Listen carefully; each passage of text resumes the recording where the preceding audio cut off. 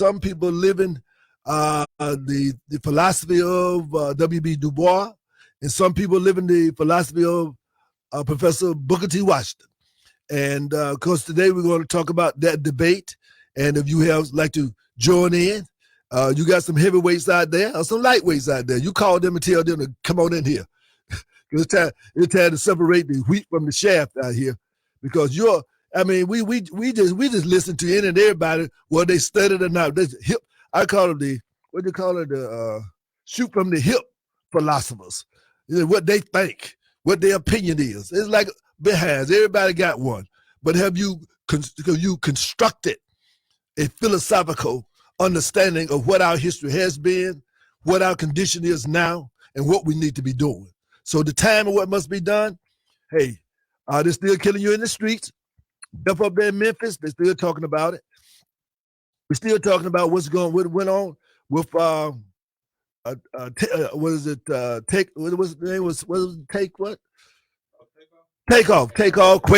Quavo, and an Offset.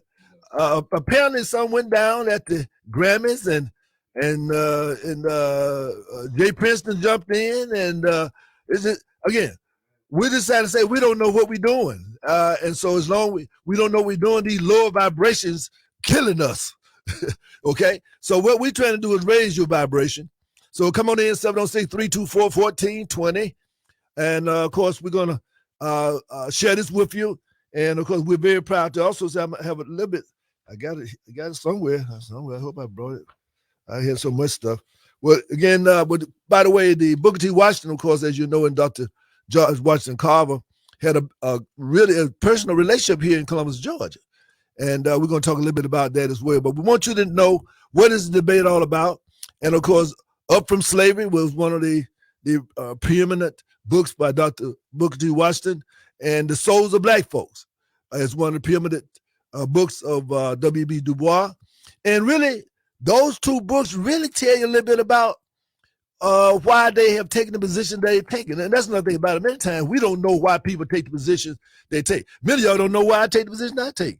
It's not just something I just decided I just want to do or just want. No, from all my studying going back probably about 50 million years ago, all the way up to today, it's just certain themes that jump through to me. Now, if you have been studying from 50,000 years ago, at least, then, come on and share what you saw. Maybe I might have missed something.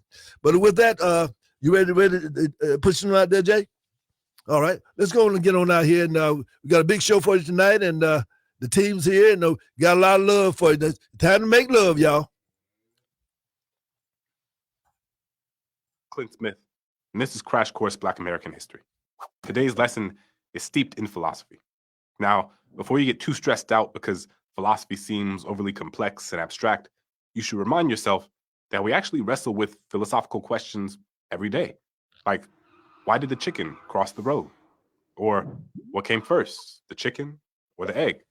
Or if you're my toddler, if I eat a lot of chicken, will I turn into a chicken?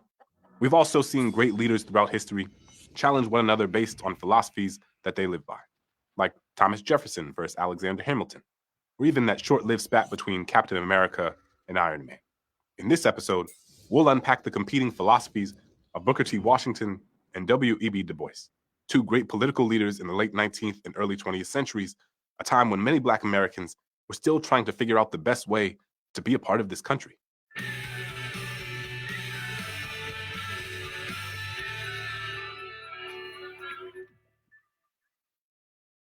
In this scenario, Booker T. Washington, civil rights activist, philosopher, and writer, is the proverbial chicken that came before Du Bois's egg, or the egg before the chicken.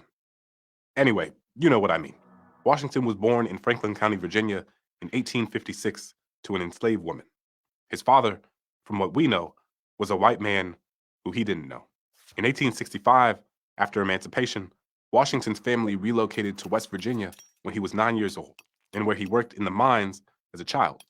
Washington also attended local schools and colleges, including Hampton Institute in Hampton, Virginia, before going to Wayland Seminary in Washington, D.C.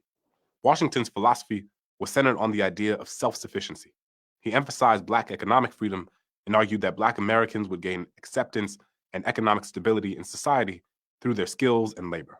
He famously advocated for this approach in the 1895 Atlanta Compromise speech, in which Washington pushed for Black uplift through self-improvement and attempting to dignify and glorify common labor, as opposed to attempting to directly challenge and fight back against Jim Crow segregation. People tend to give Washington a hard time about this, and in some ways, that's understandable. But we should remember the larger context of this moment. This was a period of time when Black lynchings were peaking throughout the South. Many Black folks were scared, and as the most prominent Black leader, Washington was trying to reassure the larger white community that if they just let Black people be, farm their land, work their jobs, and get a basic education, they wouldn't push back against the larger Jim Crow system. But just because he championed gaining acceptance from whites through industriousness and labor, that didn't mean that he was necessarily keen on the idea of Black people integrating into the larger white community. Again, he was thinking of Black economic stability, but also safety from racial violence. In the Atlanta Compromise speech, he said, quote, "In all things that are purely social, we can be as separate as the fingers, yet one as the hand, in all things essential to mutual progress." He was basically saying, you all do your thing, we'll do our thing, and everything will be okay. Cool? Washington later wrote in his essay, Industrial Education for the Negro, "For years to come, the education of the people of my race should be so directed that the greatest proportion of the mental strength of the masses will be brought to bear upon the everyday practical things of life, upon something that is needed to be done, and something which they will be permitted to do in the community in which they reside." Washington published his seminal work, Up from Slavery, in 1901.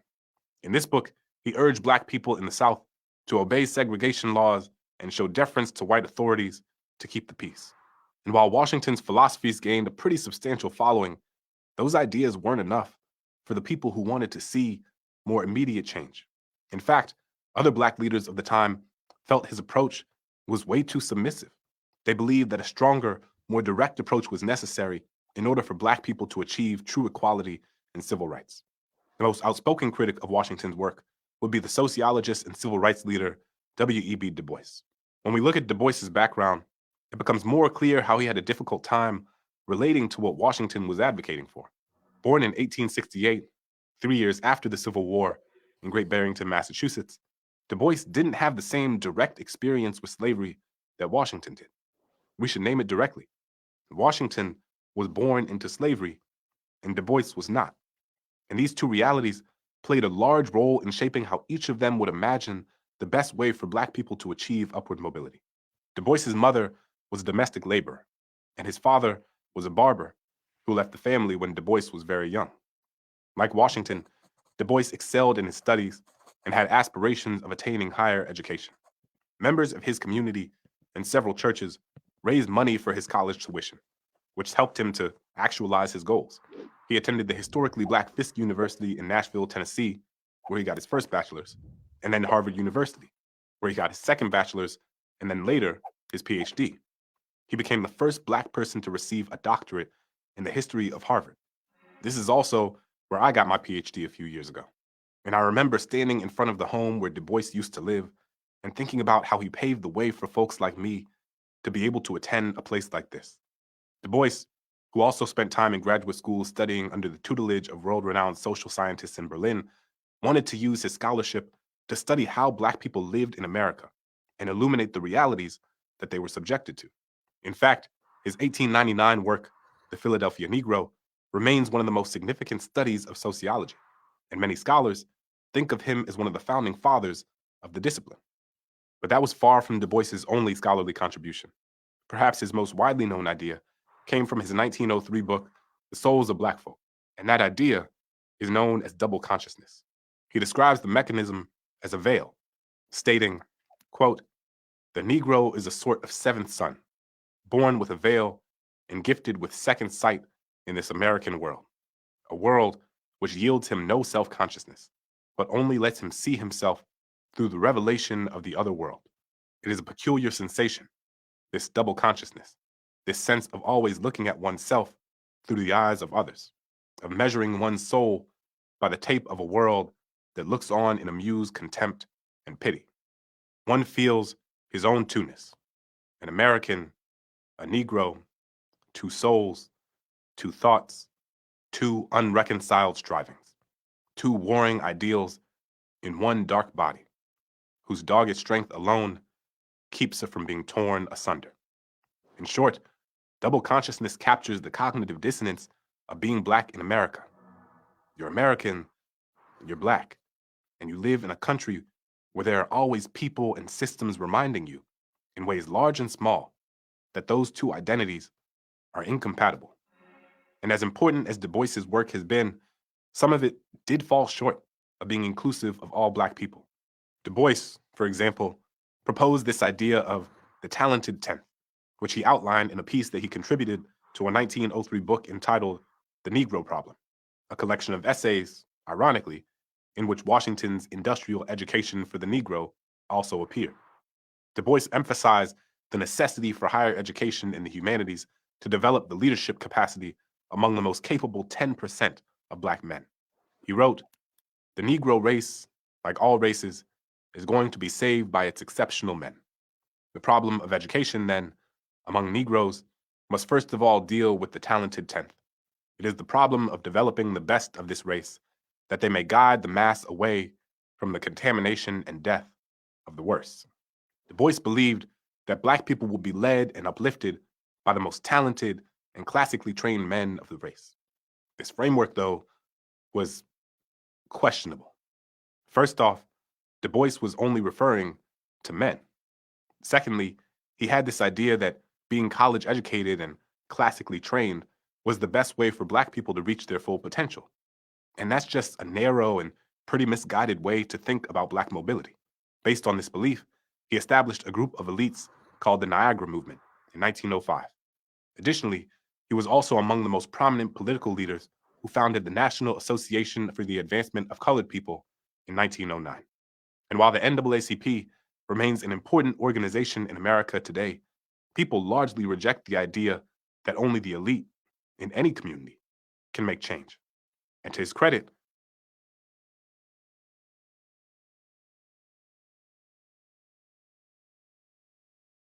later in his life, Du Bois would attempt to clarify and kind of walk back some of this original framing in order to think more inclusively about what Black upward mobility could look like.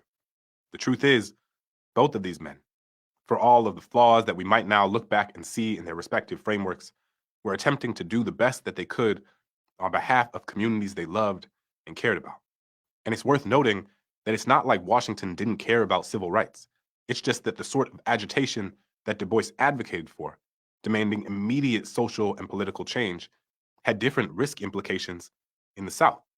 Washington feared that any sort of confrontation between Black and white people would end up in disaster for Black people, and that some semblance of cooperation with white America was how Black people could stave off racial violence.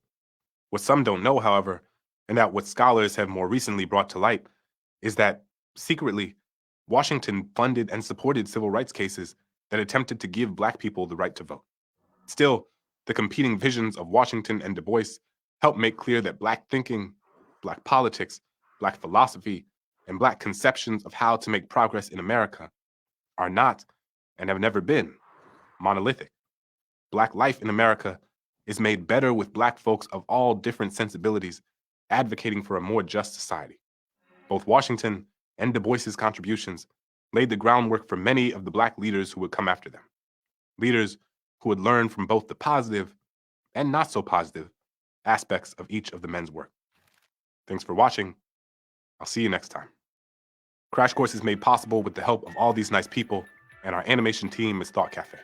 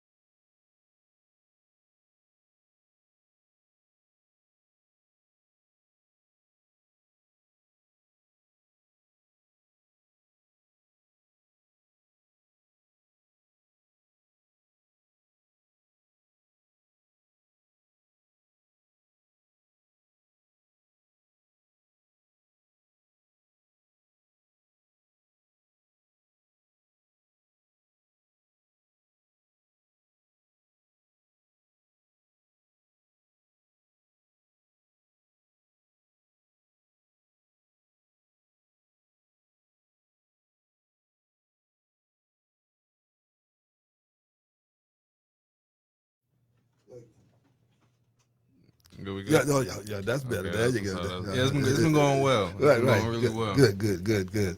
Yeah, and I guess for me to start off with, with my how you been doing, Doc? Sorry. Well, man, this time of the year is a little frustrating for me because our people seem to be so out of the loop of reality, and it just seemed to me that that we play at things too much. We play.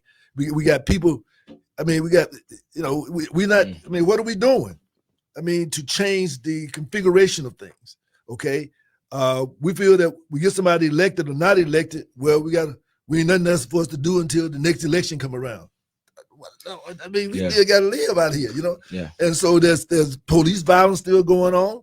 We still don't have no businesses in our community. Community violence is going on. I mean, I'm trying to say so. I mean, but there's no. I guess I'm saying that I don't see no enthusiasm or no excitement about dealing with these situations. I mean, it's like we love to call on other people as to what they're gonna do. Police, sheriff, what y'all gonna do? Right. No. What I mean, like, what are we doing? Right. I mean, mama, daddy, churches, preachers, urban league, call to talk, NAACP. What are y'all doing? I mean, I guess you're doing some undercover work because I don't know what you're doing out here. Yeah. Okay. So I mean, so it's that kind of vibe that's troubling to me. But again, I mean, it's a good day. It's a good day. Yeah. I mean, it's just that I love our people, and I know, and I see the suffering every day. I was out to the prison today. Okay, and just. And those brothers, they in prison serving time, and so I'm saying to them like, hey, look, time got to start serving you, brother. And so I'm in there, giving them some higher knowledge. You know what I'm saying? And the brothers are receiving it. I mean, it's like they're hungry for it. And so I'm trying to tell them that, look, you gotta be on this when you get out there. For example, I'm gonna come back to it also falls into what we're talking about today. Okay, right now they're in the transition center, and of course their big thing is getting a job. I mean, and I get that. Yeah. Okay, but see what happens is that when I go out there to do the manhood, the fatherhood program, many times they say, "Well, Dr. Hood, I'm so sleepy and I'm so tired. I want to come," but I'm trying to say, "Hey, brother, I mean, now when you was up in and out of the trap house, I mean, you weren't worried about being sleepy.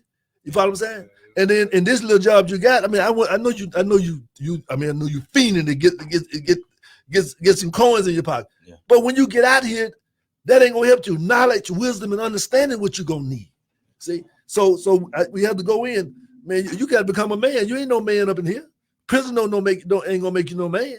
So you just being a good slave. Really, I mean, I hate to call you that. You just being a good slave. Right. You're gonna make these little coins, and then you think that's gonna what you gonna do about raising a family? What are you going to do about protecting your community? What are you going to do about building a business, for a future generation? I mean, what are you going to do about the security about community? You help tear up things. What are you going to do about? I'm saying that you got to be thinking about these kind of things. You're going to spend 5, 10, 15 years, and then you're going to come back out doing the same thing. I mean, we can't do that. So, but again, like I said, that and I'm talking to them about becoming, from gangster to God. Stir, what I'm saying? Become we know you gangster, but can you be the same? Can you be as good a godster as you as a gangster? I say you run the streets 24 hours as a gangster. You got to run the streets 24 hours as a godster. Yeah. I mean, if you willing to step up, and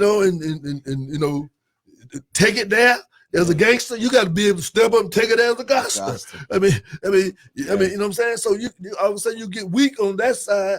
But you're strong on the other side. Well, get that bag up. You're doing whatever you need to do. Yeah. Well, get your guard up. You willing to do what you got to do.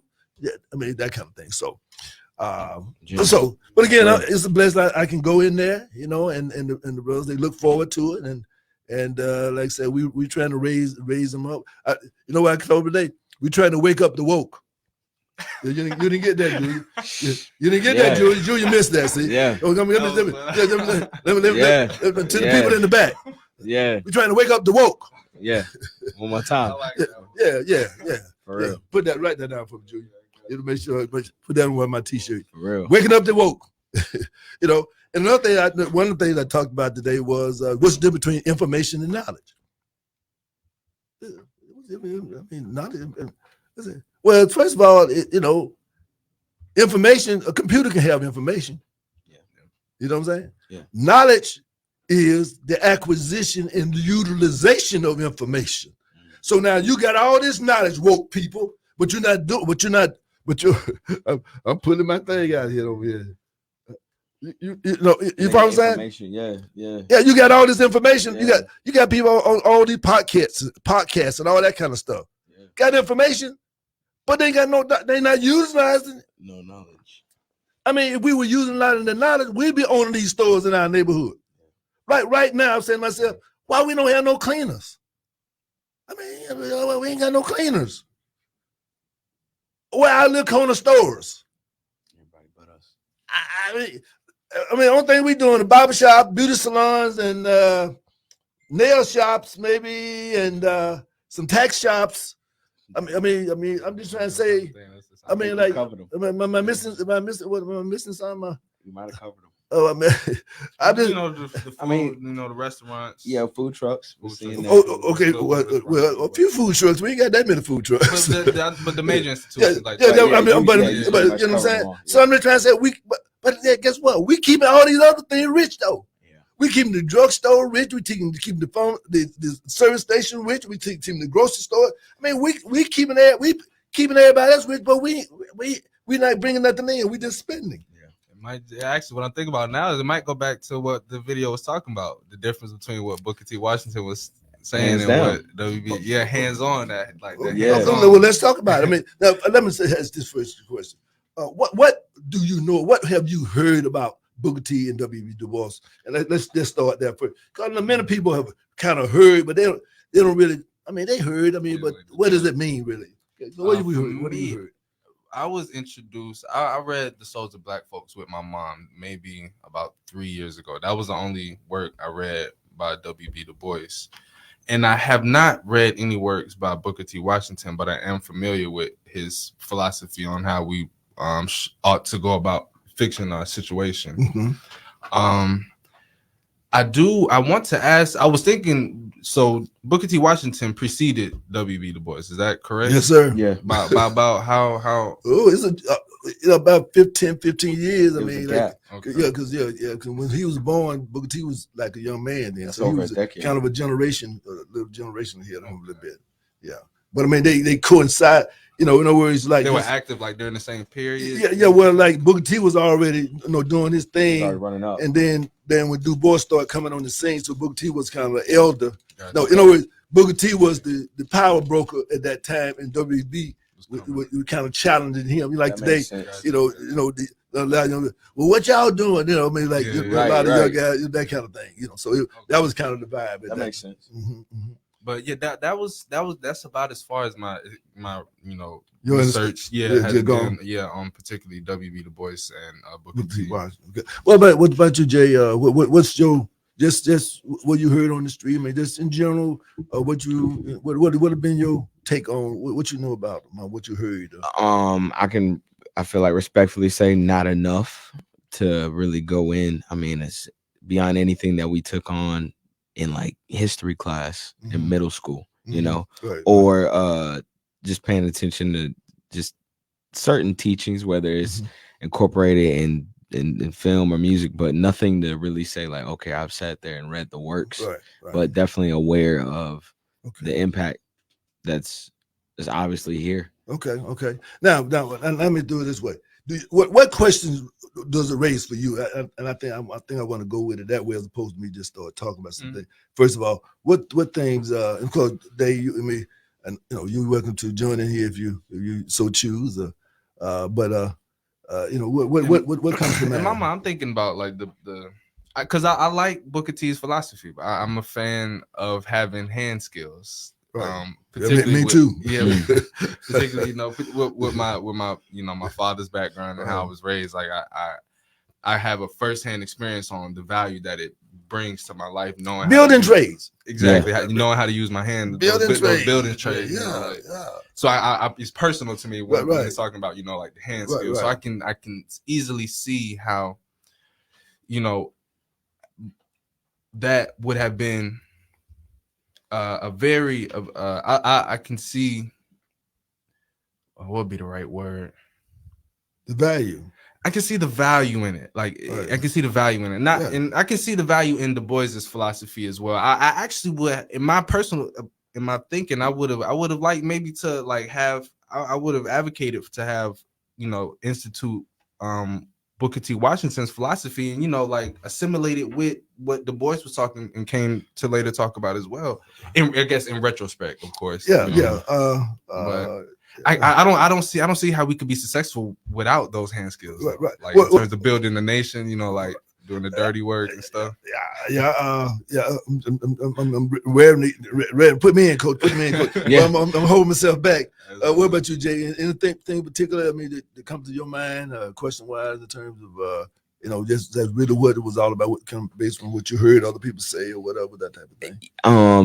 Even though there was a gap, obviously, between the two, I guess how effective was the work, like hands-on, that you can explain from both different you know, approaches? Okay. Now, of course, you know, in my case, you know, coming out of academia and that type of thing, I mean, I've you know, I've taught them and I teach the philosophy, and they're different. And you can look at it, for example, let's look at Booker T. Washington.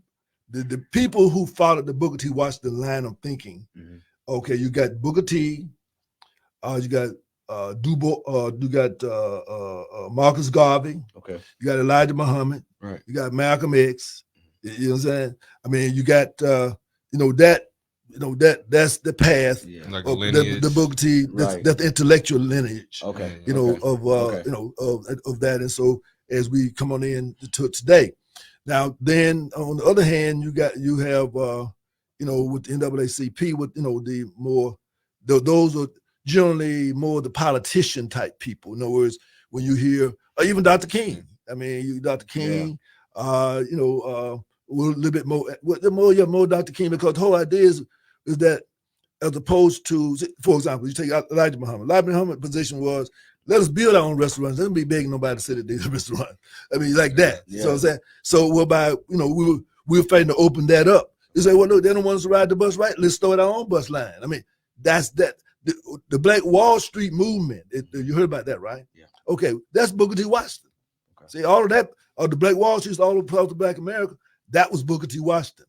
W.B. Du Bois, the Boulay, the fraternities and sororities, you know, that kind of lifestyle, the elite, you know, that mindset, you know. So therefore, on one hand, I mean, you know, I'm a part of that 10%, you know, but at the same time, my heart and my work is about the Booker T.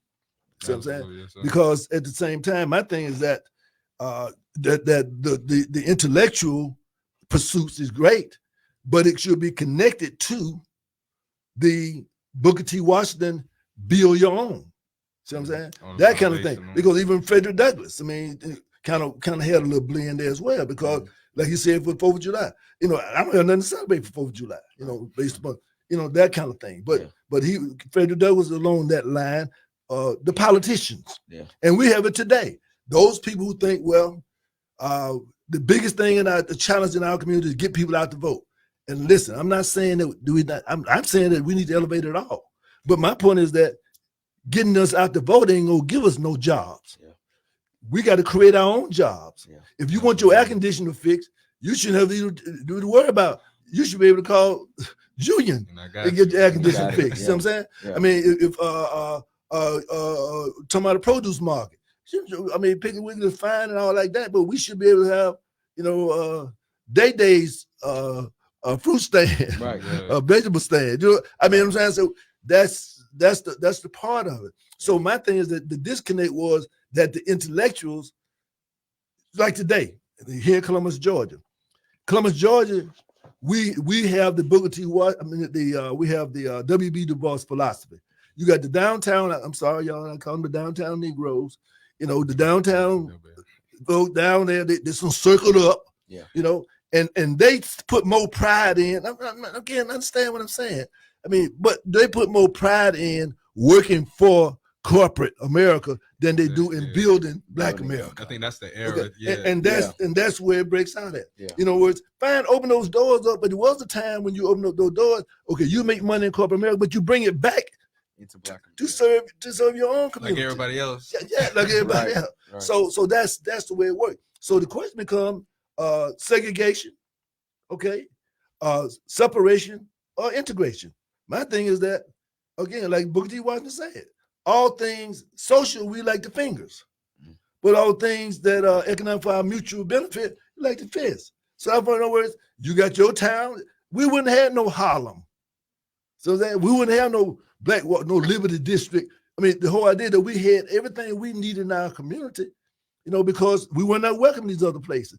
But then we're the only people that when the desegregation came in, the Chinese, they got Chinatowns everywhere you go. Oh, good. And those play the Koreans, they got Koreatown. And when the Hispanic hit America, you still know that you know, that's the Mexican villages. I mean, in other words, all these other ethnic groups, when you go to New York, the Jewish community have their areas, the Italians have their area. In other words, everybody got their areas. And they control but think about it, in our area, in their areas, they run businesses in their areas. But you come to our community, we there, but we're not running the businesses. I mean, so that's part of the problem. And here in Columbus, we did have a history of that. Yeah. And that's another thing about it. I went to Carver High School, the George Washington Carver, but Tuskegee University. Okay. The whole point of it is that when I came through, again, if I wanted a popsicle or a house, yeah, I could get it from somebody, from our own real estate people. And not only that, we were building subdivision here in Columbus, Georgia. These Carver Heights were built by we built Carver Heights. Washington Heights, Black builders built those places. What Black builders? No, we trying to buy green. We want to remove the green out of here. We want to put the here. We're not building no subdivision. We're not buying the land and developing. Then that's what we were doing. See? So that's what I'm saying now, that we are making the money. Okay, take for example, we are making in Columbus, Georgia. You said $1 billion? Yeah, around $1 billion a year. Now, how many businesses do you think if we were just spending $500 million a year? That was the Black community, right? Yeah. In the Metro Columbus, $1 billion. So if we were putting $500 million back into Black businesses, do you know how many people could be employed? We wouldn't have no unemployment. Yeah. You follow me? And that's the thing too. It really hates me that we are begging other people to employ us when they're creating robots. they're not. I mean, that's a dead end street, buddy. You know what I'm saying? You know, so it becomes that kind of thing. Wow. You know, and we got to a certain point. We don't even. King Day should have been a day for. We should have been had some protest out. I mean, that's how you celebrate King. But you ain't heard nobody protesting that. I mean, when they ate a good breakfast and went to his church service. Clap. But I'm trying to say, is everything going great here? No. They just gave $500,000 to somebody around here, and I don't know nothing about it. Yeah. I mean, really, they're throwing out some money around the quiet people. Yeah. I mean, I'm trying to say, look, put that money in the hands. We need to hire 2,000 to 3,000, 4,000, 5,000 teenagers. Yeah. Year round. I'm not talking about 50 jobs. We got $50 for the summer through the Urban League. That ain't no jobs. Yeah. When we got 30,000 students and probably 10,000 high school students probably in Muscogee County School District. Yeah. Sometimes at least that should be at least 3,000 jobs that working in their neighborhood, planting trees, picking up paper, helping the senior citizens out, keeping the park straight. In other words, give them an after school job. But that's too much. But they get ready to build a new jail. Really? Yeah. Look at that. Yeah, because because it's in overpopulation. Yeah, because they already told you that they already said they knocking people up. I mean, they got to have somewhere to put them, and we ain't got no jobs for them. Then they coming out, they ain't got no jobs. You know what I'm saying? So they going right back into crime. Let's build another prison. Yeah. And we standing around and then they got a attack on the gangs. Oh, the gangs. Yeah. Oh, yeah. Everybody stand up. Oh, yeah. Ain't no Democrat, no Republican on this. We all got to do. I'm telling you, how do we get gangs? I mean, did they just decide, they little babies just decide they want to be in the gang? No, it's the conditions in the community because of poor leadership. That's why you got gay. They decided to take the matters in their own hands. That's why you got gangs. Yeah. So that's why here I am in the prison trying to tell you guys, y'all come back out here and help. But I would like to be able to say, look, I got a little job for you in the meantime, because they're going to their boy, the boss here, take their bag and get you some money, man. You know what I'm saying? Yeah. I mean, what am I gonna tell him? Oh, don't take that bag. I ain't gonna pay his rent. I ain't gonna pay his phone bill. Yeah. I'm not gonna pay for that car. I mean, so I can't tell him. Only thing I can do is provide an alternative, and I can't even provide no alternative. You see, so therein lies the predicament, the paradox of the Du Bois and Booker T. Washington situation. And there are many people who again remember that Du Bois went to Booker T. You know, Booker T offered him a job, and you still got Tuskegee University. What do you, and you know, I mean, what's the legacy of W.B. Du Bois? Our legacy is the NAACP. Yeah. So which one would you rather have? More Tuskegee universities or more NAACP? I say, give me more Tuskegee universities. More Tuskegee. I was thinking too. You know, he was talking about the attitude towards like the differences, and like Du Bois was asking for immediate immediate change in the social situation with black and white people, and Du Bois was like, and Booker T was more like, okay, let's just cool out for right now. Let's just let's get ourselves together here. Yeah. I think he was thinking like more on the, like we don't practical. He was saying like, you know, we don't got no military, we don't have really any way to defend ourselves in the event. What you doing, man? of an altercation or something. So you know, let's just stay to ourselves and you know do the good works, and over time, slowly but surely. Wait, there's a proverb saying that a rat should not be antagonizing the cat if he ain't got no hole to run into. There's not a smart rat unless you already got a hold of it. I'm trying to say, look, hey, and Booker T saying that, look, you got yours. Those things we work on together. We work on together. In the meantime, we know we'll take care of our problem. And I guess we'll come down this too. Right today, the philosophy is, no, we'll take care of our problems. See, we got to take care of our problems. Okay, as opposed to, first of all, it's just I do like Du Bois' emphasis on men though. I would say that.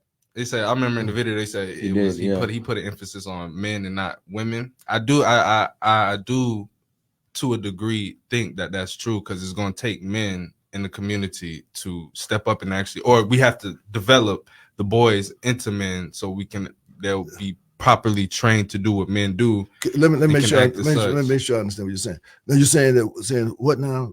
I do in terms of Du Bois' philosophy. I do from the video. I like that part where he was saying like we're gonna need men to be men in order for us to for him it was to do the talented Tim thing. But I do just generally think that it is gonna have to be, we're gonna have to raise boys to be men. Like we can't build a nation with boys. No. Well, I guess we're not saying it because Booker T had already addressed that.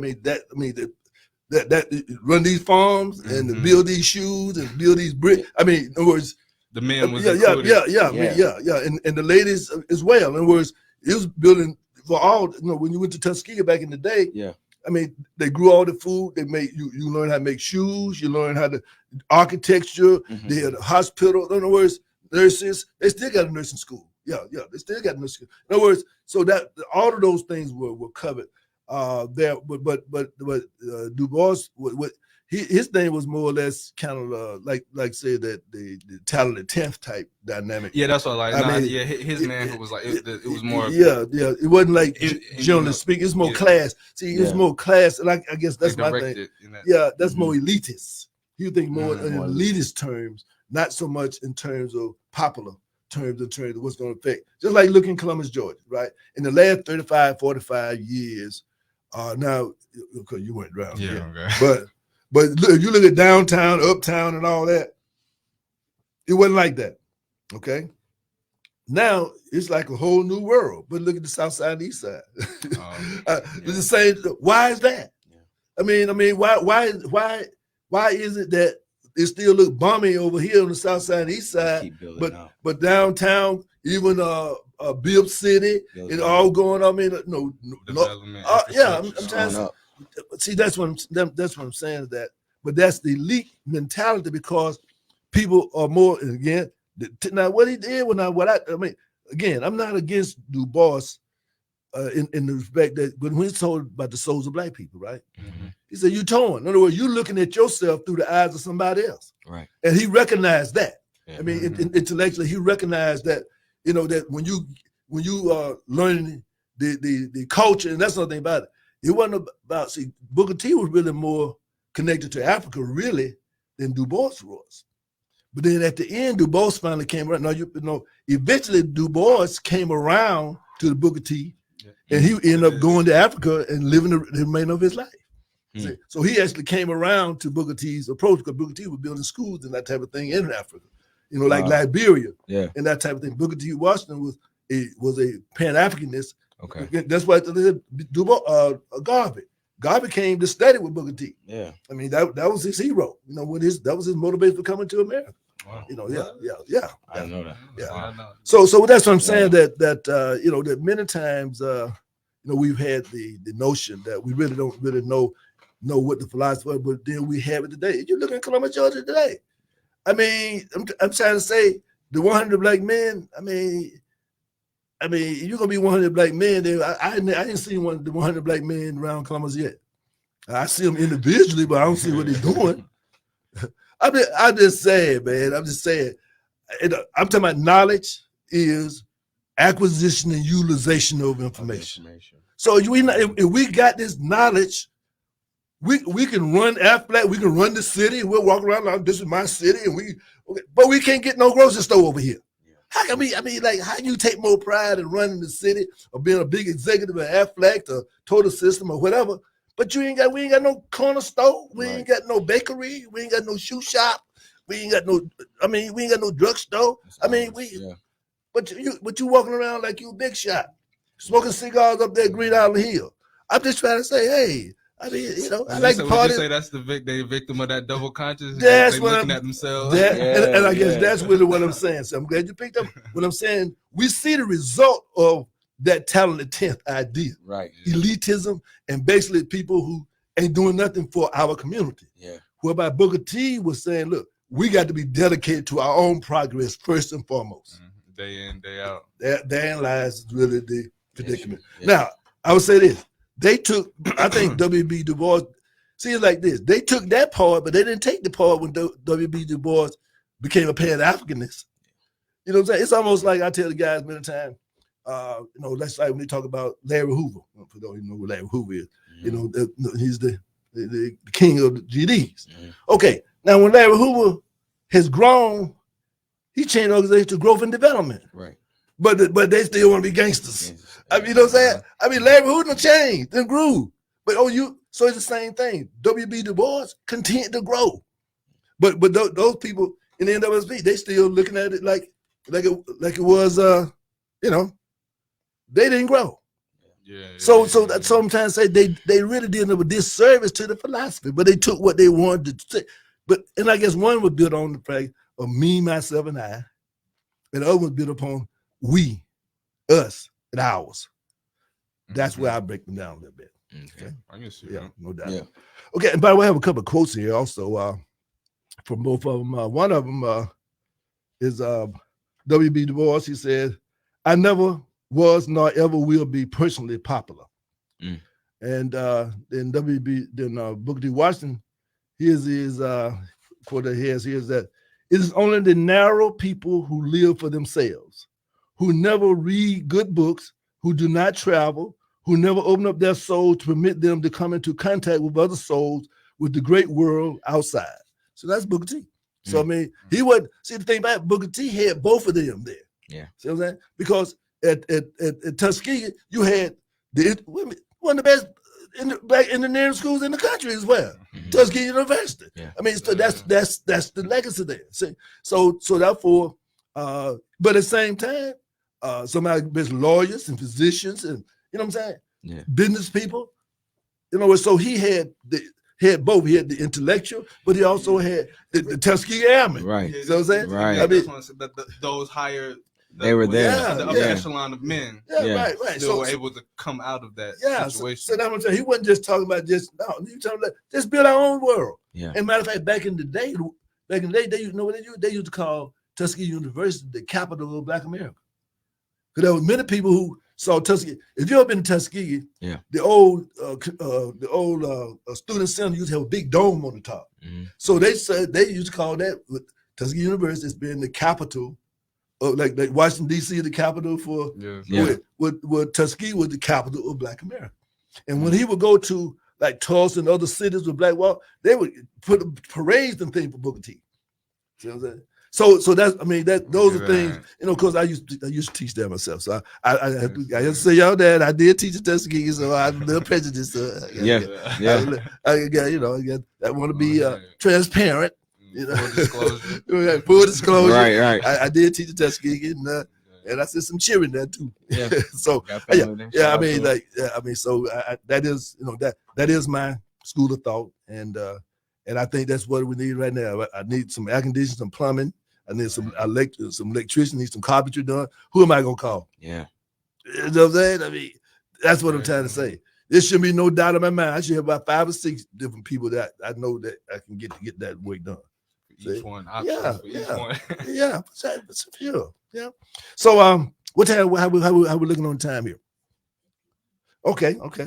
So what do you? Let's talk real quick here. What's going on with let me go here with you. What's going on with Houston and Atlanta? I mean, what's your read on all that? It seems to be revving up here with Jay Prince and you know an exchange that's going on between him and that about it. What happened at the Grammys? From what you heard? What you heard that went on at Grammys?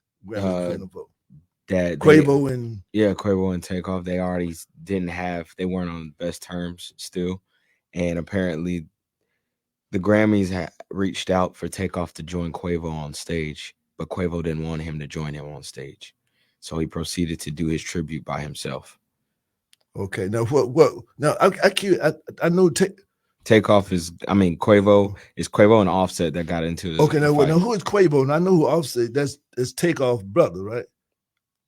They're related somehow. Yeah, Takeoff is Quavo's nephew. Okay, you're right. They're family. Yeah, they're all family. Okay, so what about Quavo? Quavo is Takeoff's uncle. Okay, so they're the one. They're the same family. They're Migos. Wow.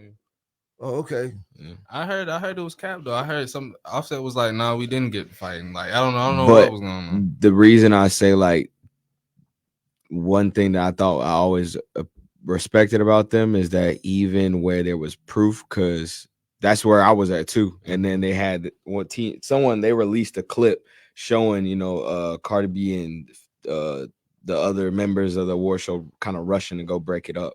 Oh, but what I respect is that they always kind of showed that they were together. Like even if there was obvious beef or rumors going around, they never showed separation. Right, okay. And that's solidarity. Like literally, and we don't have that when it comes to, you see that in our culture. Right. Well, at least in the I call it the juvenile culture. Right. And really, in the adult court, in the court, I'm not talking about the man, but in the older court, they play a lot of funny stuff too, but they don't put it out as much. It's on the grapevine, but it's not broadcast like that, you know. So that kind of thing. So where is this gonna go, man? I mean, like, because I'm still trying. So Quavo and Jay Prince, they cool. That idea, Quavo and Jay Prince, but they're not the other one, not. Nah, the issues coming out right now between Jay Prince and Offset. Okay, and so Quavo like in the middle of that idea. Well, Quavo hasn't said anything. See, I saw another thing, the clip today where Jay Prince had said that Quavo had brought Offset, what's his name, to him for some issues, and that he also went on and said that he wished that the bullet had gone that hit to Offset as opposed to the other one. Yeah. I mean, that was in the clip. I got that. I mean, so it's.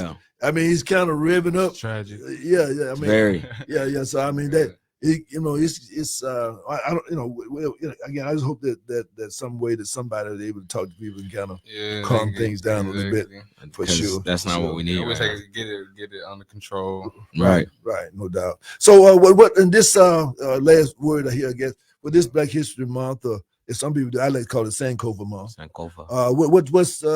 What's your vibe? Anything special in your mind, or just meditating on what's happening?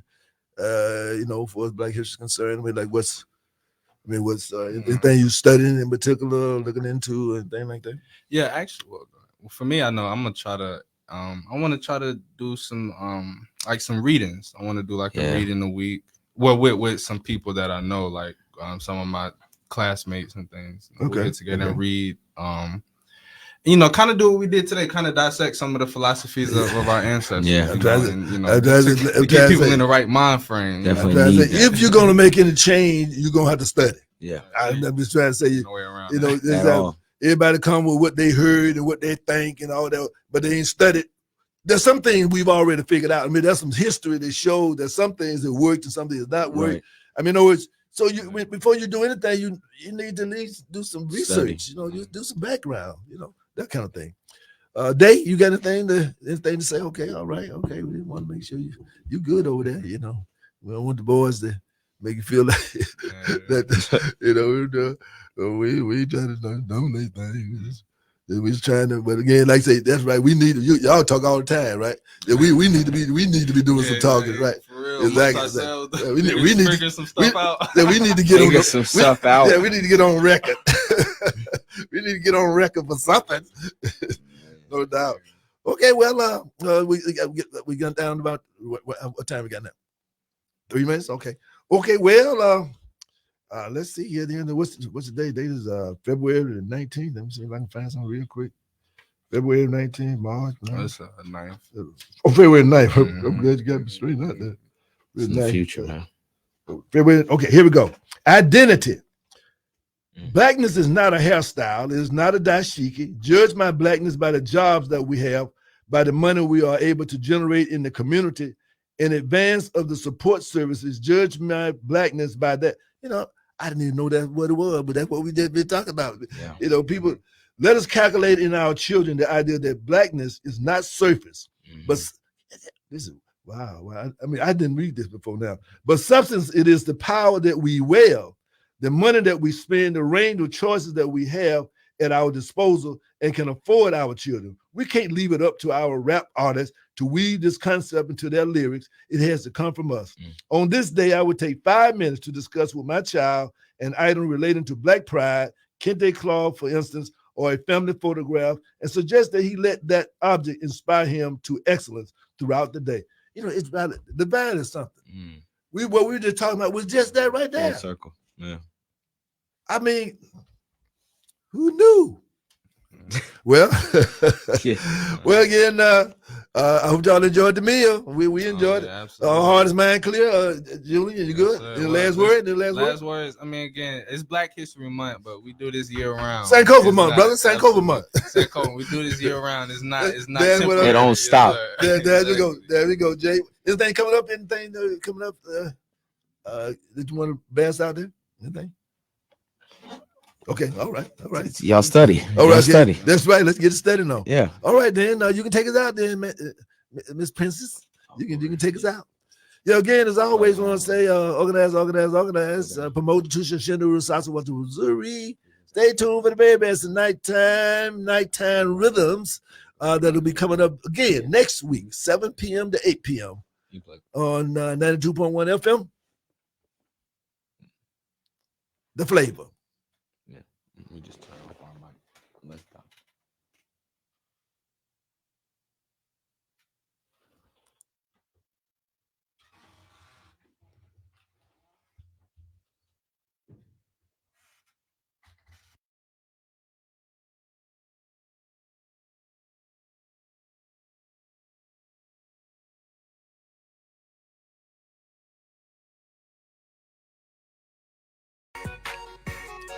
Organize.